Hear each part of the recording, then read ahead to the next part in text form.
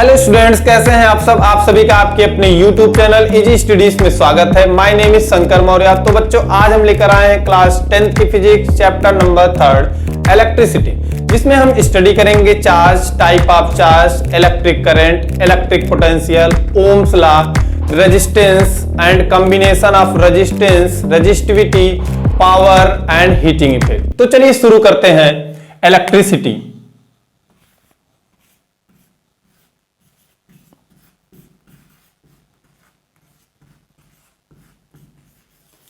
तो बच्चों देखिए, इलेक्ट्रिसिटी का मतलब क्या होता है।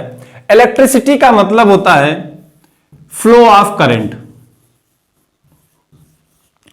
Flow of current.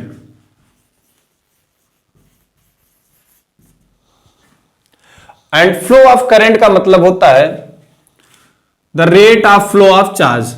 इसका मतलब फ्लो ऑफ चार्ज।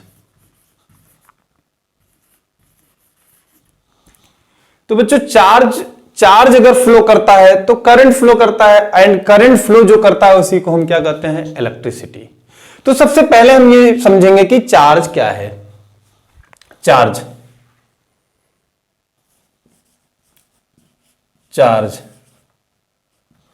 तो देखिए बच्चों, चार्ज का मतलब अ वेरी स्मॉल पार्टिकल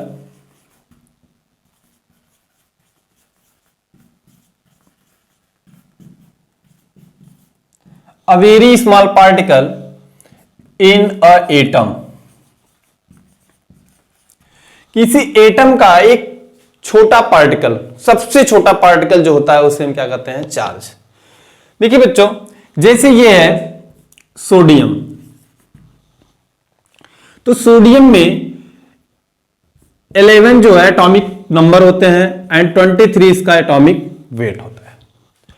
अगर हम इसका इलेक्ट्रॉनिक कॉन्फ़िगरेशन करेंगे तो ये होगा 2 8 1। आउटर मोस्ट शेल में 1 इलेक्ट्रॉन एंड 2 8 1, इस टाइप से इसका कॉन्फ़िगरेशन होगा। जब हम इसको एक एटॉमिक स्ट्रक्चर देंगे तो यहां पे न्यूट्रॉन एंड प्रोटॉन होंगे, और इलेक्ट्रॉन जो होंगे वो इलेक्ट्रॉन इसके आउटर मोस्ट शेल में डिस्ट्रीब्यूट हो जाएगा। तो बच्चों यहां पर देखिए, दो इलेक्ट्रॉन तो यहां पे होगा, ये समझ लिए 2 इलेक्ट्रॉन इसमें है, और 8 इलेक्ट्रॉन इसमें है। ये 8 इलेक्ट्रॉन है, और 1 इलेक्ट्रॉन जो बचा है ये है। तो ये जो इलेक्ट्रॉन है ये बहुत स्मॉल पार्टिकल है, बहुत छोटे पार्टिकल हैं। इन्हीं को हम क्या कहते हैं, चार्ज कहते हैं। लेकिन चार्ज 2 टाइप के होते हैं। एक तो आपका इलेक्ट्रॉन जिसको हम निगेटिव चार्ज बोलते हैं, और दूसरा जो प्रोटॉन है जो इसकी न्यूक्लियस में होता है उसे हम पॉजिटिव चार्ज बोलते हैं। तो चार्ज कितने टाइप के हैं? चार्ज 2 टाइप के हैं। एक आपका निगेटिव चार्ज और दूसरा आपका पॉजिटिव चार्ज। एक निगेटिव चार्ज है तो दूसरा पॉजिटिव चार्ज है। चार्ज का जो सिंबल है, सिंबल इसका सिंबल्स है कैपिटल Q, कहीं कहीं स्मॉल q भी लेते हैं। तो ये चार्ज का सिंबल है। इसका यूनिट क्या होगा? यूनिट ऑफ चार्ज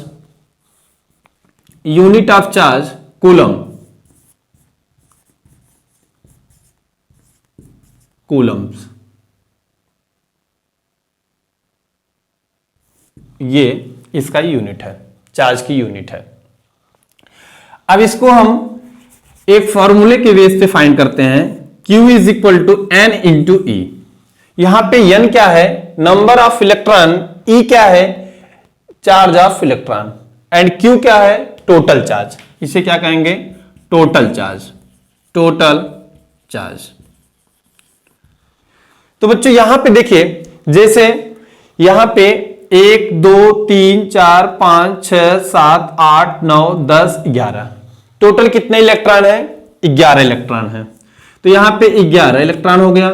और ये चार्ज ऑन इलेक्ट्रॉन पे कितना चार्ज होता है?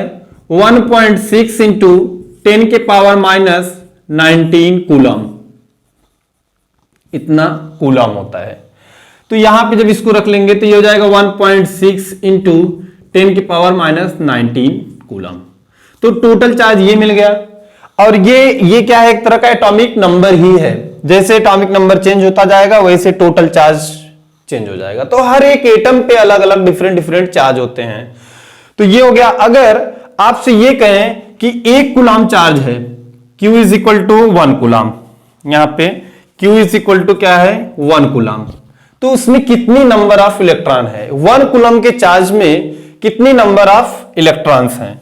तो ये होगा formula Q is equal to N into E, 1 is equal to N number of electron हमें फाइंड करना है, N क्या करना है इसमें फाइंड करना है।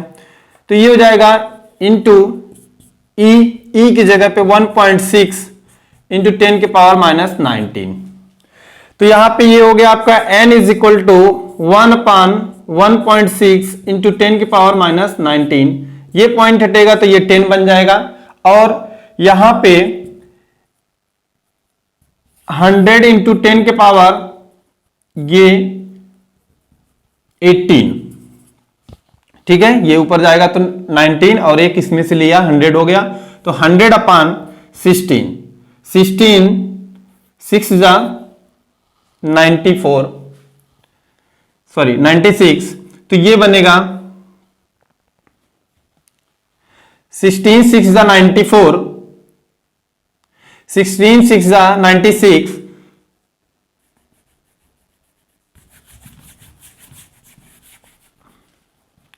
तो यहां पे ये हो जाएगा 10/1,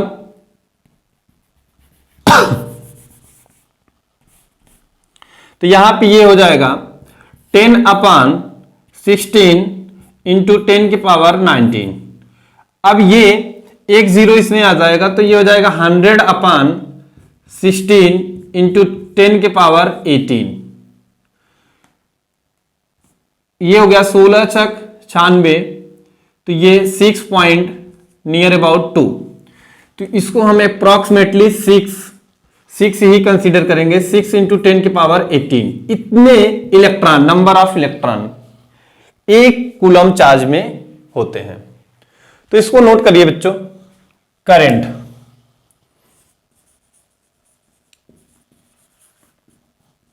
देखिए बच्चों, करंट जो होता है वो फ्लो ऑफ चार्ज है। किसी भी कंडक्टर में फ्री इलेक्ट्रॉन्स जो होते हैं वो जब फ्लो करने लगते हैं तो उसे हम क्या कहते हैं, करंट फ्लो कर रहा है। तो सबसे पहले हम ये समझते हैं एक फ्री इलेक्ट्रॉन क्या होता है। यहां पे ये न्यूक्लियस है और न्यूक्लियस के सराउंडिंग में ये इलेक्ट्रॉन डिस्ट्रीब्यूट है, अपने अपने सेल्स में डिस्ट्रीब्यूट है। तो ये इलेक्ट्रॉन ये क्या है, निगेटिव चार्ज है। सारे इलेक्ट्रॉन क्या है, निगेटिव चार्ज है। और प्रोटॉन इसमें जो पॉजिटिव चार्ज है उसके सेंटर पे बैठा है। तो इलेक्ट्रॉन प्रोटॉन के बीच में क्या है, अट्रैक्शन है, क्योंकि पॉजिटिव निगेटिव चार्ज एक दूसरे को अट्रैक्ट करते हैं according to Coulomb's law. Coulomb ने एक रूल दिया है दो चार्ज के लिए। जैसे ये दो चार्ज हैं, एक चार्ज आपका Q1 है और दूसरा चार्ज Q2 है, तो इनके बीच में जो फोर्स ऑफ अट्रैक्शन है ये डिपेंड करता है इन दोनों चार्ज के मल्टीपल पे। F is equal to K Q1 Q2 upon R square. इन चार्ज को Q1 Q2 लेते हैं, ये Q1 Q2 चार्ज है। तो जो ये चार्ज Q1 Q2 है इनका प्रोडक्ट करेंगे तो ये डायरेक्टली प्रोपोर्शनल है किसके, फोर्स के। जितना ज्यादा ये चार्ज होंगे, इन चार्ज का मैग्नीट्यूड जितना ज्यादा होगा, 2 कूलम 2 कूलम, 4 कूलम 4 कूलम या 4 कूलम 20 कूलम, कुछ भी है, तो ये जितने भी ज्यादा होंगे इनका प्रोडक्ट, उतना ज्यादा उनके बीच में फोर्स ऑफ अट्रैक्शन या रिपल्सन हो सकता है। अगर सेम नेचर के चार्ज हैं तो रिपल्सन होगा, सेम नेचर के चार्ज रिपेल करते हैं, ये सेम नेचर के हैं तो एक दूसरे को रिपेल करेंगे। अगर इनके नेचर अपोजिट है, एक पॉजिटिव और एक निगेटिव है, तो ये इन दोनों को अट्रैक्ट करेंगे। तो ये जो है फोर्स इन दोनों के नेचर पे डिपेंड करता है और इनके नेचर पे ये डिपेंड करता है कि ये अट्रैक्शन का होगा या रिपल्सन का होगा। बाकी फोर्स जो है इनके मैग्नीट्यूड पे डिपेंड करता है, जितना ज्यादा होगा उतना ज्यादा यहां पे फोर्स लगेगा। और इनकी डिस्टेंस पे भी डिपेंड करता है। अगर आप इनके चार्ज को वेरी ना कराओ, चार्ज फिक्स कर लो और इनको आगे पीछे ले जाओ, जब आप इनको पास पास ले आएंगे तो इनका फोर्स ऑफ अट्रैक्शन या रिपल्सन, वो नेचर की बात कर रहे हैं, अट्रैक्शन या रिपल्सन क्या होगा, ज्यादा होगा, और अगर इनको हम दूर ले जाएंगे तो अट्रैक्शन रिपल्सन कम होगा। तो वहां पे ये फार्मूले के हिसाब से हम इनके force of attraction and repulsion को समझ सकते हैं।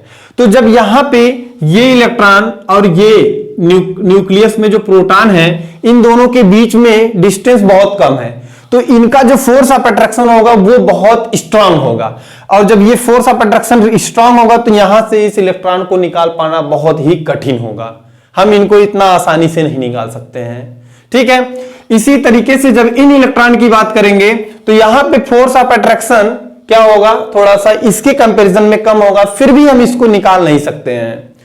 तो अब बात करते हैं इस वाले सेल के इलेक्ट्रॉन को, जो आउटर मोस्ट सेल के इलेक्ट्रॉन है, ये इलेक्ट्रॉन इनके बीच में फोर्स ऑफ अट्रैक्शन कम होगा क्योंकि ये डिस्टेंस इसमें ज्यादा है, और जब फोर्स ऑफ अट्रैक्शन कम होगा तो इनको आसानी से निकाला जा सकता है, या फिर आप रूम टेम्परेचर पे ही इसको देखेंगे तो ये इलेक्ट्रॉन जो है यहां से अपने आउटर मोस्ट सेल को छोड़ के चला जाएगा। ठीक है, तो ये क्रिस्टल लैटिस होता है, क्रिस्टल लैटिस में ये जो है क्या करने लगेगा, घूमने लगेगा, और इन्हीं इलेक्ट्रॉनों को हम कहते हैं फ्री इलेक्ट्रॉन। और ये किसी कंडक्टर में 10 की पावर 28 पर मीटर क्यूब वॉल्यूम में इतने नंबर ऑफ इलेक्ट्रॉन होते हैं।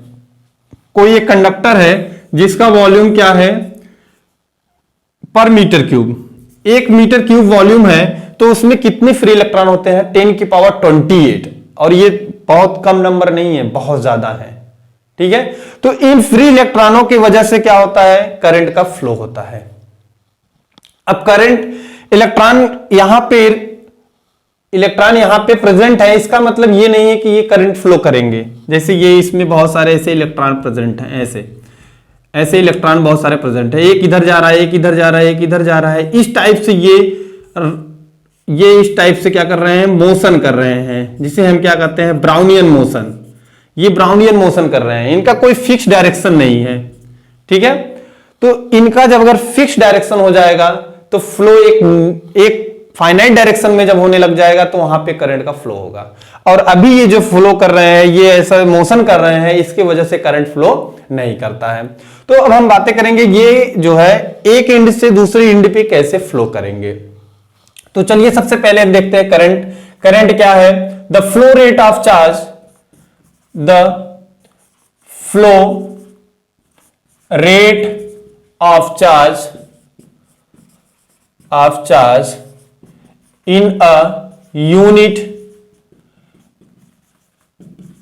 interval of time,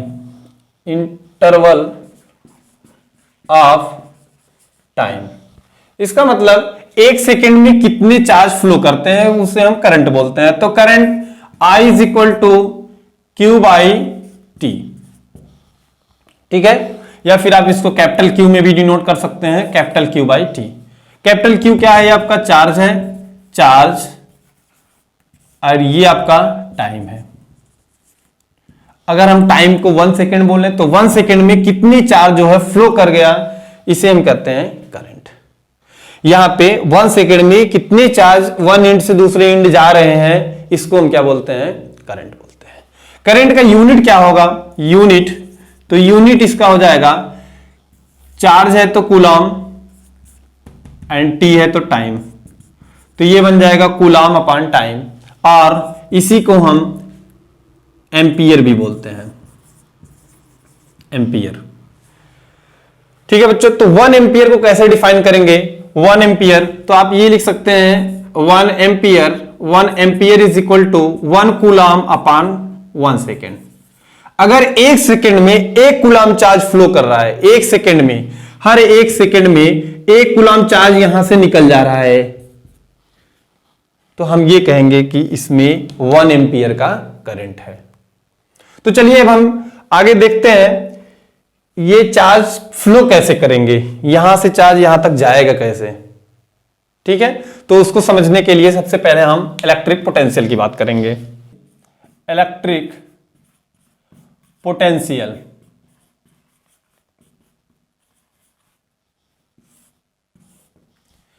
देखिए बच्चों, अगर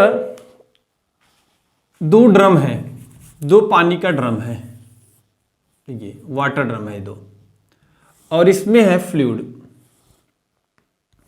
चलिए इसको हम खाली समझ रहे हैं, और एक दूसरा ये है सेम साइज का, एक यहां पे ड्रम है, और ये ड्रम जो है पानी से भरा हुआ है, ये पानी से क्या हुआ है, भरा हुआ है।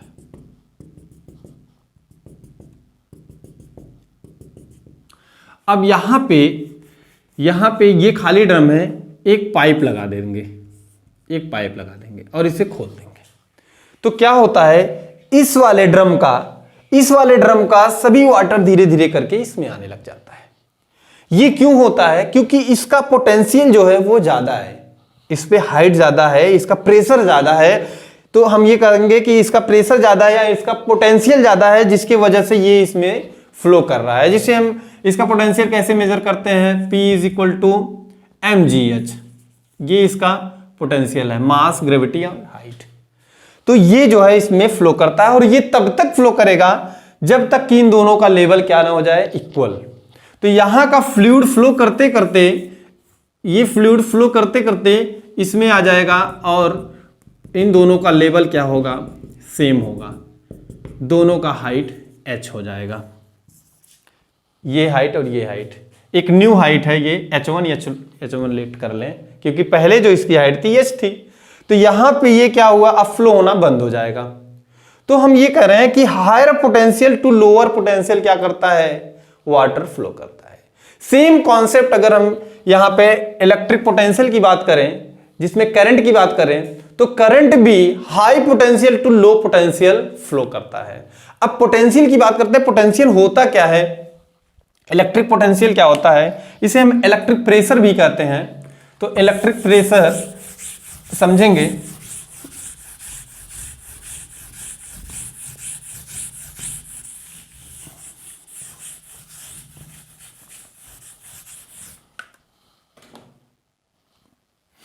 देखिए बच्चों, ये एक कंडक्टर है, ये एक कंडक्टर है, और कंडक्टर में फ्री इलेक्ट्रॉन्स हैं, यहां पे बहुत सारे फ्री इलेक्ट्रॉन हैं जो इस कंडक्टर में घूम रहे हैं आवारा कुत्तों की तरह, उनका कोई फिक्स डायरेक्शन नहीं है।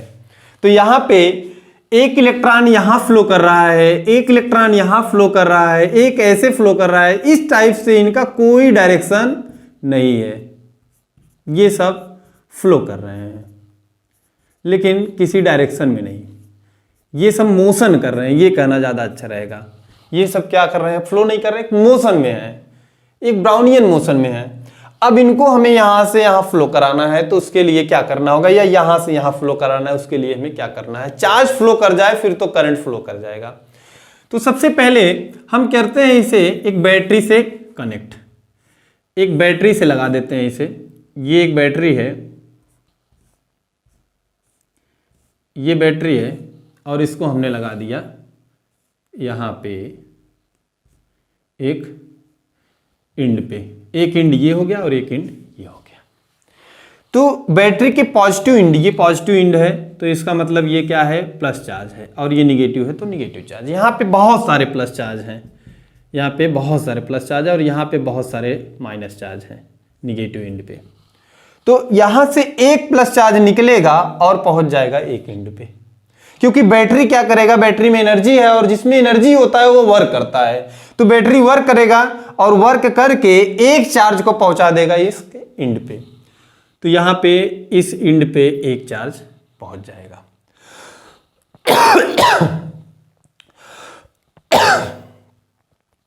अब देखिए दूसरा चार्ज, ये दूसरा चार्ज यहां से फ्लो करेगा, बैटरी दूसरी चार्ज को पहुंचाएगा, और पहला चार्ज उसका अपोज करेगा। तो पहला चार्ज अपोज करेगा, लेकिन बैटरी की पावर ज्यादा है, बैटरी में एनर्जी बहुत ज्यादा है, ये वर्क करेगा और इसको यहां पे दूसरे को ही पहुंचा देगा। तो दो चार्ज हो गए।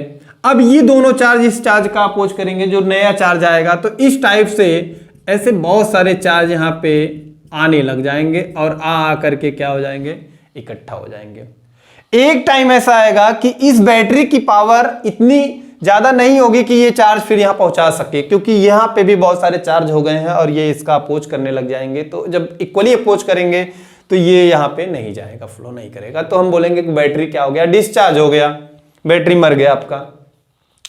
अब यहां से भी इलेक्ट्रॉन्स निकलेंगे और इलेक्ट्रॉन निकल के यहां पे इकट्ठा होंगे। तो ऐसे यहां पे भी बहुत सारे इलेक्ट्रॉन्स आ जाएंगे इस एंड पे, ये एंड पे इलेक्ट्रॉन आ गया। अब देखिए यहां पे भी इलेक्ट्रॉन हो गया।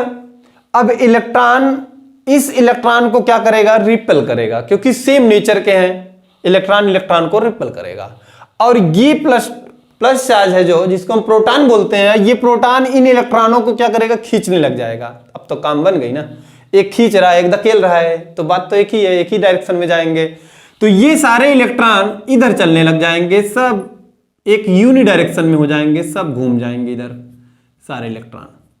और जब सारे इलेक्ट्रॉन घूमने लगे तो सभी इलेक्ट्रॉन का जो यूनाइट है उसको तो हम चार्ज बोलते हैं, और चार्ज का फ्लो होना स्टार्ट हो गया। तो इस टाइप से यहां पे चार्ज फ्लो करेगा, तो करंट फ्लो कर गया। अब बात आती है कि पोटेंशियल क्या है। पोटेंशियल, हमारा मुद्दा क्या है, पोटेंशियल समझना है। तो पोटेंशियल ये है कि बैटरी के द्वारा, इस बैटरी द्वारा वर्क जो किया गया है यहां पे ले जाने में, ठीक, बैटरी के द्वारा वर्क जो कर करके इस चार्ज को पहुंचाया गया है, वही वर्क जिस एनर्जी के रूप में स्टोर होता है, जिस एनर्जी फॉर्म में स्टोर होता है, उसी एनर्जी को हम बोलते हैं क्या, इलेक्ट्रिक पोटेंशियल या इलेक्ट्रिक प्रेशर। ठीक है, तो यहां पे देखिए बहुत सारे क्या हो गए हैं, चार्ज इकट्ठा हुए हैं और यहां पे बहुत सारे निगेटिव चार्ज है। तो ये जो चार्ज इकट्ठा हुए हैं, इनको लाने में जो वर्क हुआ है, वही वर्क जो होता है उसको हम बोलते हैं पॉजिटिव इलेक्ट्रिक पोटेंशियल। ये V पॉजिटिव इलेक्ट्रिक पोटेंशियल, इसको V से डिनोट करेंगे। सिमिलरली यहां पे ये जो बहुत सारे निगेटिव चार्ज को लाया है वर्क करके, तो ये वर्क यहां पे जो स्टोर्ड होगा एनर्जी के फॉर्म में, उसको हम बोलते हैं निगेटिव पोटेंशियल -V। अब एक बात ये देखिए, यहाँ पे ये प्लस है और ये क्या है, माइनस है। प्लस माइनस में बहुत डिफरेंस होता है। डिफरेंस ये है, सपोज दैट ये एक नंबर लाइन है 0 1 2 3, -1 -2 -3। अब हम इधर चलेंगे तो 0 1 2 3 आएगा, ये प्लस हो गया। और इधर आते हैं तो -1 -2 -3। और इन दोनों का जो डिफरेंस है, इनके बीच के जो है, इनसे सबसे पीक पोजीशन इसका ये है +3 और यहाँ पे पीक पोजीशन -3 है। तो इन दोनों का जो डिफरेंस है वो मैक्सिमम होगा, क्योंकि इन दोनों का एक प्लस है और एक क्या है, माइनस है, अपोजिट डायरेक्शन में है। तो यहाँ पे ये जो है प्लस हो गया और ये क्या हो गया, माइनस हो गया। तो electric potential plus two minus, ठीक है, सब ये हायर पोटेंशियल है और ये क्या है, लोअर पोटेंशियल है। अब हायर पोटेंशियल से लोअर पोटेंशियल की तरफ क्या करेगा, करंट फ्लो करेगा, चार्ज के अपोजिट, इलेक्ट्रॉन के अपोजिट। ठीक है, तो हम इसको क्या बोलेंगे, इलेक्ट्रिक पोटेंशियल क्या है, द वर्क डन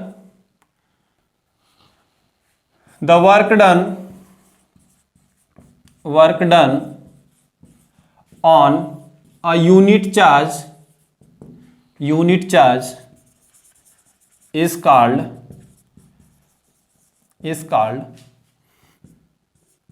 potential या electric potential, is called electric potential. Unit 4 पे जो वर्क हुआ है उसको हम क्या बोलेंगे, पोटेंशियल। ठीक है, तो पोटेंशियल का फार्मूला क्या हो गया, V is equal to, electric potential को V से डिनोट करते हैं, V is equal to W/Q। ठीक है, या आप कैपिटल Q यूज कर रहे हैं तो कैपिटल Q यूज करेंगे, W/Q। अब बातें करेंगे इसकी यूनिट की। तो इसकी यूनिट क्या होगी, ये वर्क है तो वर्क की यूनिट क्या होती है, जूल, और ये चार्ज है तो चार्ज की यूनिट क्या होगी, कूलाम। तो जूल पर कूलाम, या फिर इसी को हम क्या कहते हैं, इसी को हम कहते हैं वोल्ट, ये वोल्ट है। तो 1 वोल्ट की बात करें, 1 volt is equal to 1 joule on 1 coulomb. 1 coulomb charge पे, ये बैटरी 1 कूलाम चार्ज पे अगर 1 जूल वर्क करके इसको यहां पे पहुंचा दे रही है, तो इसका जो पोटेंशियल होगा उसे हम बोलेंगे क्या है, 1 वोल्ट। 1 वोल्ट की बैटरी है ये, जो क्या कर रही है, एक कूलाम चार्ज को 1 जूल वर्क करके पहुंचा दे रही है। ठीक है, तो ये है 1 वोल्ट। नोट कर लीजिए बच्चों, साइमन ओम ने अपना एक लॉ दिया है जो बहुत ही फेमस है। ओम ने यह बताया कि V is directly proportional to I। जितना ज्यादा वोल्टेज डिफरेंस होगा, यहां पे जितना ज्यादा वोल्टेज डिफरेंस होगा उतना ही ज्यादा करंट फ्लो करेगा। तो जाहिर सी बात है, आप यहां पे देख रहे हैं कि ये जितने चार्ज ज्यादा होंगे प्लस चार्ज, उतना ही ज्यादा ये इलेक्ट्रॉन को खींचेगा, और जितना यहाँ पे निगेटिव चार्ज होगा उतना ज्यादा ये इसको धकेलेगा। तो ये इनके पोटेंशियल डिफरेंस जितने ज्यादा होगा, करंट क्या करेगा, उतना ही ज्यादा फ्लो करेगा। तो according to Ohm's law V is directly proportional to I। अब इसे हम नोट करेंगे, V is equal to I into R। ठीक है, तो ये हो गया आपका I, इसको अगर ऐसे लिखें तो ये हो गया I R is equal to V, R is equal to V upon I। ठीक है, तो ये क्या हो गया, Ohm's law. Ohm's law is state that at a constant temperature, at a room temperature and at ATM means atmospheric pressure,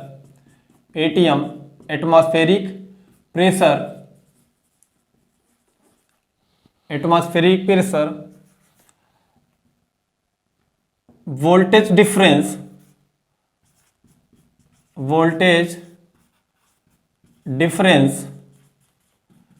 is directly proportional to the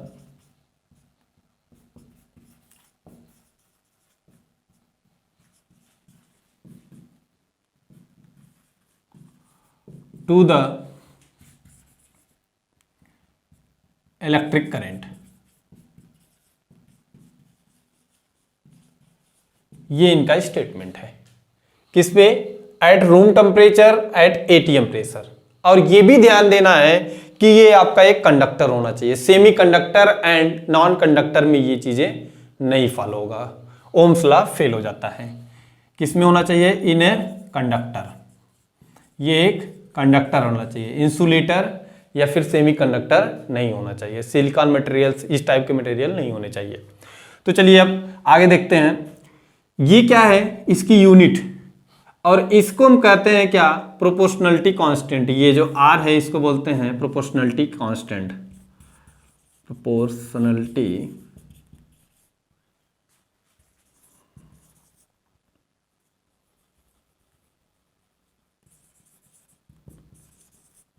constant, और इसी हम क्या बोलते हैं, रेजिस्टेंस।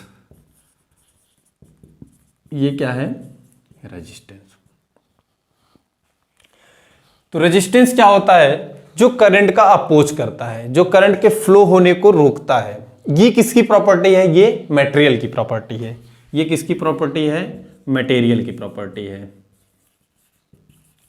Material property. ठीक है, सभी मटेरियल अपना अपना एक रेजिस्टेंस रखते हैं। जैसे आपका ये कॉपर हो गया, एल्युमिनियम हो गया, आयरन हो गया, टंगस्टन हो गया, तो डिफरेंट जो मटेरियल हैं वो सब अपना एक क्या होता है, उनका खुद का रेजिस्टेंस होता है। ठीक है, जिसमें जितना ज्यादा रेजिस्टेंस होगा करंट फ्लो उतना ही कम करेगा, और जिसमें जितना कम रेजिस्टेंस होगा उसमें उतना ही अच्छा करंट फ्लो करता है। तो अब यहाँ पे अब हम बातें करते हैं इसकी यूनिट की। रेजिस्टेंस की यूनिट क्या होती है, यूनिट, तो इसकी यूनिट हो जाएगी, देखिए यहाँ पे, तो ये हो वोल्ट अपान एम्पियर, इसकी यूनिट हो गई वोल्ट अपान एम्पियर, या फिर इसी को हम कहते हैं क्या, ओम, ओम बोलते हैं। ठीक है, तो अब 1 ओम की बात करें, 1 ओम क्या है, तो 1 ohm is equal to 1 volt upon 1 ampere. 1 ampere का करंट 1 वोल्ट के डिफरेंस की वजह से हो, ठीक है, 1 वोल्ट के डिफरेंस की वजह से अगर 1 एम्पियर का करंट फ्लो कर रहा है तो उस मटेरियल का जो रेजिस्टेंस है उसको हम क्या बोलेंगे, 1 ओम कहेंगे। तो इसका रेजिस्टेंस क्या होगा, 1 ओम। नोट करिए बच्चों, कॉम्बिनेशन ऑफ रेजिस्टेंस। तो रेजिस्टेंस को बेटा कॉम्बिनेशन दो टाइप से करते हैं। There are two types of resistance, combination of resistance. पहला in series combination, in series combination, और दूसरा आपका इन पैरेलल कॉम्बिनेशन।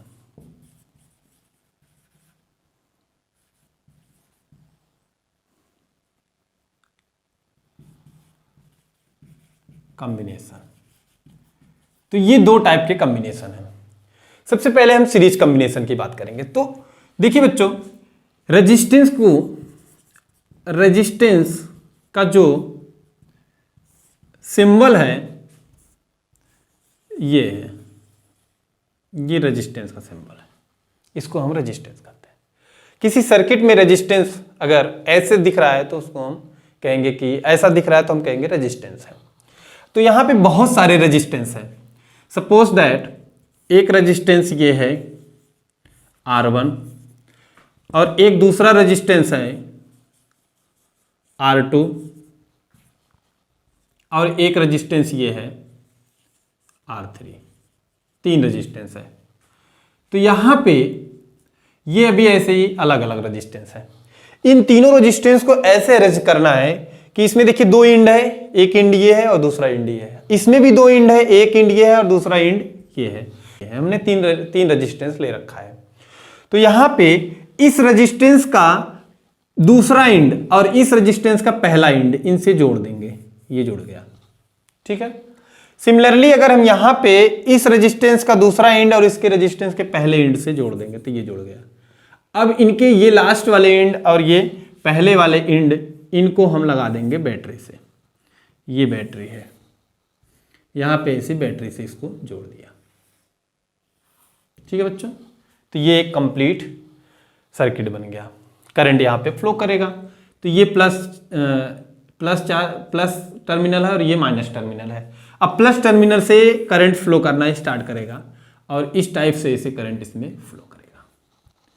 ठीक है बच्चों, तो देखिए यहां पे ये R1, ये R2 और ये R3, तो यहां पे एक ही करंट इन तीनों रेजिस्टेंस से होके जाएगा।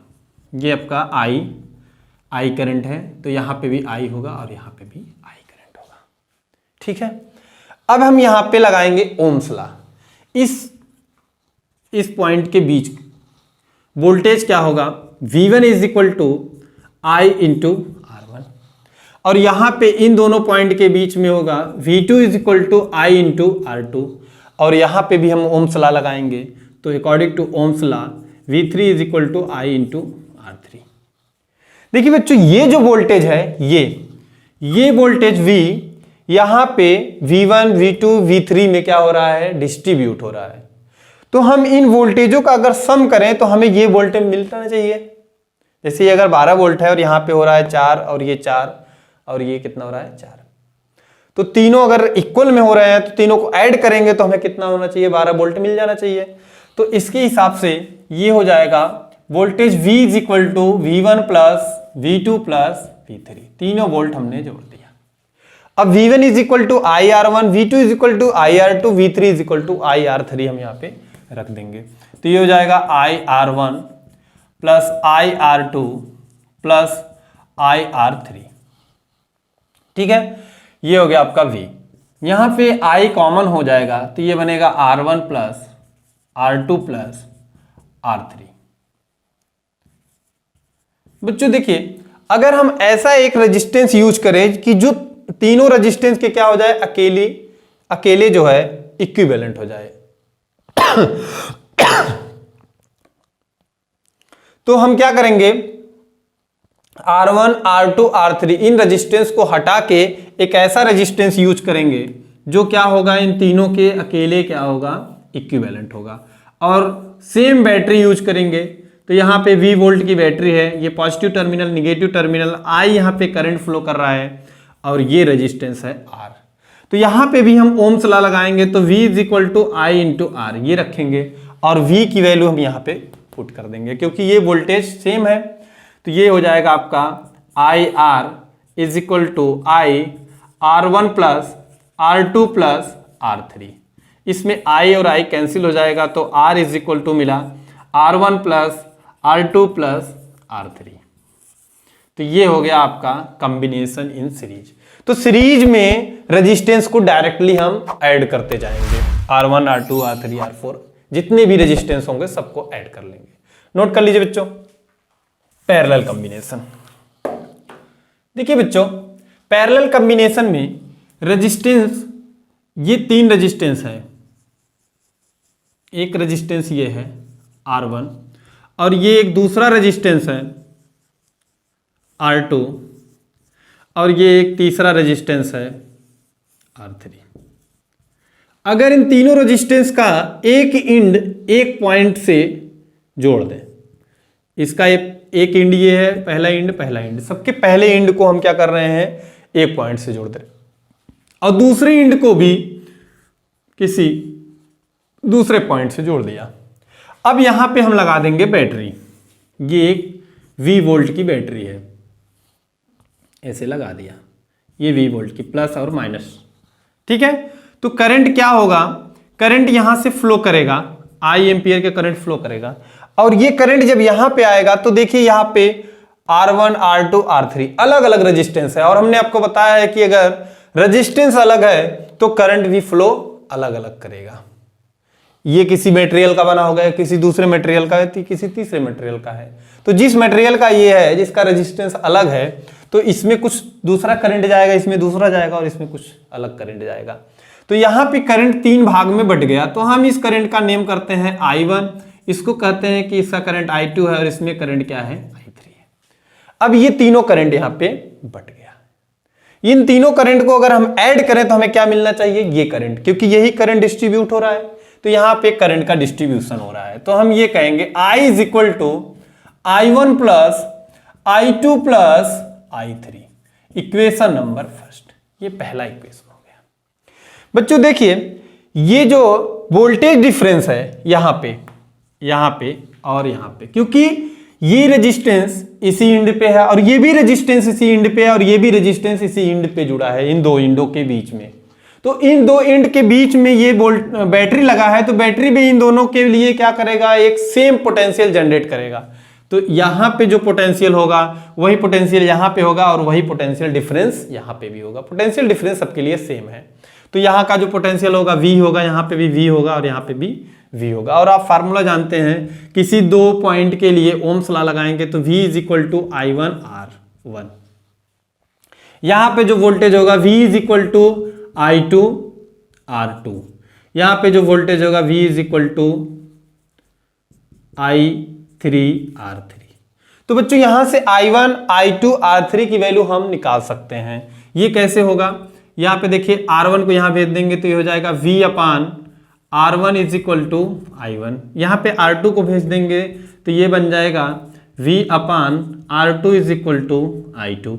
यहां पे R3 को भेज देंगे तो ये बन जाएगा V upon R3 is equal to I3। I1 I2 I3 इन तीनों वैल्यूज को यहां पे हम पुट कर देंगे। तो जैसे ही पुट करेंगे तो ये मिलेगा आपको क्या, V upon R1 and V upon R2 and V upon R3।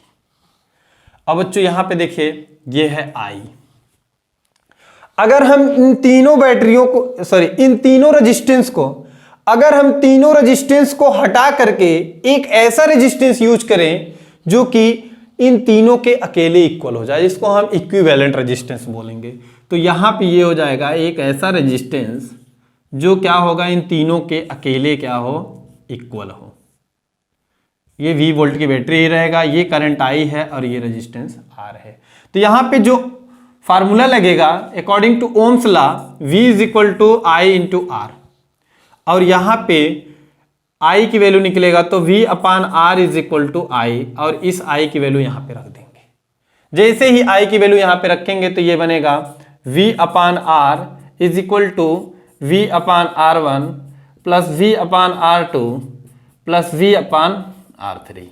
तो बच्चों देखिए यहां पे V कॉमन हो गया तो ये मिल गया आपका 1 अपान R1 प्लस 1 अपान R2 प्लस 1/r3 और ये हो गया आपका v/r। तो v से v कैंसिल हो गया, तो ये मिला 1/r is equal to 1/r1 plus 1/r2 plus 1/r3। तो ये है बच्चों यहाँ पे कॉम्बिनेशन। तो 1 करके हम ऐड करते जाएंगे, जितने भी रेजिस्टेंस होंगे, हमने 3 लिया है, अगर यहाँ पे 10, 20 जितने भी रेजिस्टेंस होंगे सबको हम 1/r1 करके ऐड करते जाएंगे। चलिए बच्चों नोट कर लीजिए इसको। रेजिस्टिविटी, रेजिस्टिविटी, इलेक्ट्रिक रेजिस्टिविटी क्या है? देखिए बच्चों, ये कोई कंडक्टर है। अब यहां पे बहुत सारे फ्री इलेक्ट्रॉन्स हैं और ये फ्री इलेक्ट्रॉन अगर किसी एक डायरेक्शन में फ्लो करने लगे तो क्या हो जाता है? करंट फॉर्म हो जाता है, करंट जनरेट हो जाता है, इसको हम आई कहते हैं। तो यहाँ पे ये प्लस चार्ज अगर यहाँ पे वो जनरेट होगा और यहाँ पे माइनस चार्ज होगा तो करंट, ये चार्ज इधर पे फ्लो करेगा और करंट इधर फ्लो करेगा, इस टाइप से होगा ना। तो जो इसमें रेजिस्टेंस है, resistance is directly proportional to length. जितना ज़्यादा आप इसका लेंथ बढ़ाएंगे, जितना ज़्यादा लेंथ बढ़ाएंगे उतना ज़्यादा इसमें क्या हो जाएगा? रेजिस्टेंस होगा। ये डायरेक्टली प्रोपोर्शनल है, क्योंकि यहाँ पे जो इलेक्ट्रॉन है, इलेक्ट्रॉन अगर इस एंड से चलना स्टार्ट होगा और इस एंड तक आएगा, ये लेंथ अगर बढ़ता जाएगा तो इलेक्ट्रॉन यहाँ से यहाँ तक आने में ज़्यादा सफ़र करेगा, और जब ज़्यादा सफ़र करेगा तो करंट भी फ्लो करना कम हो जाएगा, जिसको हम रेजिस्टेंस बोलते हैं, ज़्यादा रेजिस्टेंस लगेगा। ठीक है। And resistance is inversely proportional to area. ये एरिया आप क्रॉस सेक्शन है, ये एरिया जितना ज़्यादा होगा रेजिस्टेंस उतना ही कम होगा। ठीक है। तो ये आपका इनवर्सली प्रोपोर्शनल है। ये अगर आपका ये ज़्यादा होगा तो ऑटोमेटिक ये कम हो जाएगा, क्योंकि ये डिनोमिनेटर में है। अब दोनों को अगर हम मिलाएं तो हम लिखेंगे R is directly proportional to L/A। ठीक है। अब इस डायरेक्टली प्रोपोर्शनल को हटाएंगे तो एक कांस्टेंट लगाते हैं जिसको हम कहते हैं रो L/A, और इस प्रोपोर्शनलिटी कांस्टेंट को, इस कांस्टेंट को हम कहते हैं क्या? रेजिस्टिविटी। रेजिस्टिविटी, ये है रेजिस्टिविटी, ये रेजिस्टिविटी है। अब हम ये कहते हैं कि इस वायर का जो एरिया ऑफ क्रॉस सेक्शन है ये 1 मीटर स्क्वायर है, और इस वायर का जो लेंथ है L is equal to 1 metre है। तो 1 मीटर के लेंथ एंड 1 मीटर का एरिया ऑफ क्रॉस सेक्शन अगर हम यहां पे रखेंगे तो ये बन जाएगा R इज इक्वल टू रो। ये भी 1, ये भी 1। तो रो क्या है? एक्चुअली ये रेजिस्टेंस है। रो भी एक क्या है? रेजिस्टेंस है, जिसको हम रेजिस्टिविटी कह रहे हैं। रेजिस्टिविटी भी एक क्या है? रेजिस्टेंस है। बट वो कैसा रेजिस्टेंस है? ऐसे कंडक्टर का रेजिस्टेंस है जिसका area of cross section 1 metre square है और लेंथ कितना है? 1 मीटर। ये कहने का मतलब है कि 1 मीटर के लेंथ एंड 1 मीटर स्क्वायर के एरिया ऑफ क्रॉस सेक्शन का जो रेजिस्टेंस है उसको हम क्या कहते हैं? रेजिस्टिविटी कहते हैं। ये रेजिस्टिविटी। तो resistivity is the resistance, resistivity is the resistance of those conductor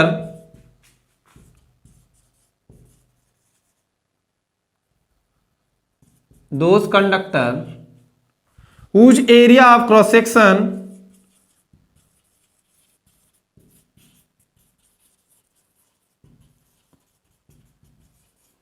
is 1 meter square and length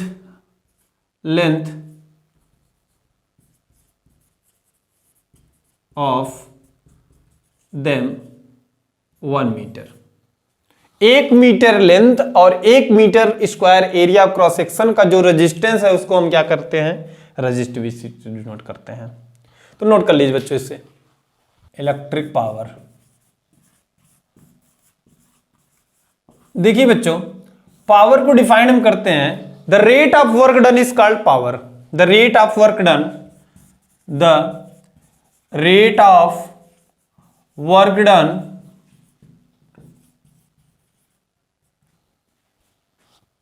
in unit second is called power. देखिए बच्चों, power P is equal to W/T, ये इसका फॉर्मूला है। Rate of work done, ये battery यहां से charge को यहां तक फ्लो करने में कितना टाइम लेता है, इस वर्क को करने में कितना टाइम लेता है, उसको हम क्या कहेंगे, इसका पावर, इस बैटरी का पावर हो जाएगा। तो पावर की यूनिट क्या होगा, जूल पर सेकेंड। एक सेकेंड में कितना जूल वो वर्क करता है उसे हम क्या करते हैं, पावर करते हैं। तो बच्चों यहां पे वर्क क्या है, अभी अभी हमने देखा है V is equal to W/Q, V is equal to W/Q, Q का यहां पे मल्टीप्लाई कर लेंगे तो ये बन जाएगा V into Q is equal to W, और इस W की वैल्यू यहां पे रख लेंगे तो ये बन जाएगा power P is equal to V into Q upon T, और ये अभी हमें पता है कि Q/T क्या होता है, करंट, तो ये बन गया आपका V इंटू आई, वोल्टेज इंटू करंट। तो ये आपका एक पावर का फार्मूला बन गया। एक फार्मूला ये है VQ/T एंड V इंटू आई, और आप जानते हैं कि V इज इक्वल टू क्या होता है, IR, तो ये हो जाएगा IR इंटू आई, तो ये बन गया आपका I²R, एक ये भी फार्मूला हो गया। देखिए बच्चों, अगर हम किसी बल्ब, हीटर, टेलीविज़न या डिफरेंट इलेक्ट्रिकल अप्लायंसेस को यूज में लेते हैं तो वहाँ पे हीट जनरेट होता है, और वो हीट कौन सी एनर्जी होती है, इलेक्ट्रिकल एनर्जी होती है। ये बल्ब है और ये बल्ब लगा है किससे, बैटरी से। तो यहाँ पे बैटरी का ये वर्क है कि इसमें करंट फ्लो कराएगा, और जब करंट फ्लो कराएगा तो यहाँ से लाइट निकलने लगेगा, ठीक, ये ग्लो करेगा, और जब यहां से लाइट निकलेगा तो हीट जनरेट होगा, हीट फॉर्म में एनर्जी रिलीज होगी।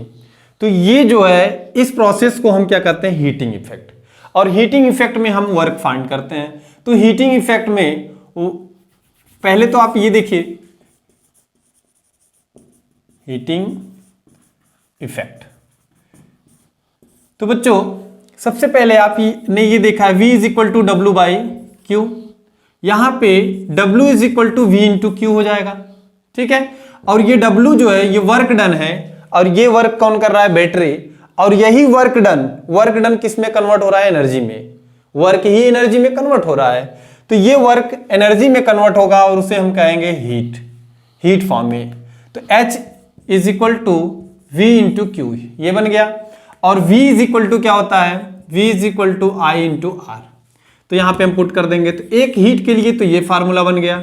दूसरा H is equal to V is equal to IR into Q, एक तो ये फार्मूला बन गया, और हम जानते हैं कि I इज इक्वल टू होता है क्या, Q/T, तो Q इज इक्वल टू क्या हो जाएगा, IT, ये आपका I है, तो ये बन जाएगा IT यहां पे रख लेंगे तो ये हो जाएगा क्या, I²R,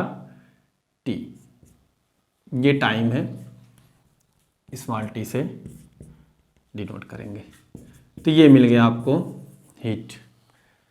हीट एनर्जी, ठीक है। तो ये तीन फार्मूले हैं जिससे हम क्या करेंगे, यहाँ पे जो हीट निकल रहा है, रिलीज हो रहा है, उसे हम इजीली फाइंड कर सकेंगे। नोट कर लीजिए बच्चों। चलिए बच्चों, हम बातें करेंगे 1 यूनिट की। तो 1 यूनिट क्या है, 1 unit is the power consumption in 1 हावर, जिसको हम 1 किलोवाट हावर कहते हैं। 1 किलोवाट हावर, एक घंटे में कितना किलोवाट एनर्जी यहां से कंजम्पशन हो रहा है, उसे हम क्या कहेंगे, 1 यूनिट। तो ये देखिए, ये है आपका हावर। बच्चों देखिए, जैसे आपका पावर है P is equal to V into I, तो ये क्या है, वाट है।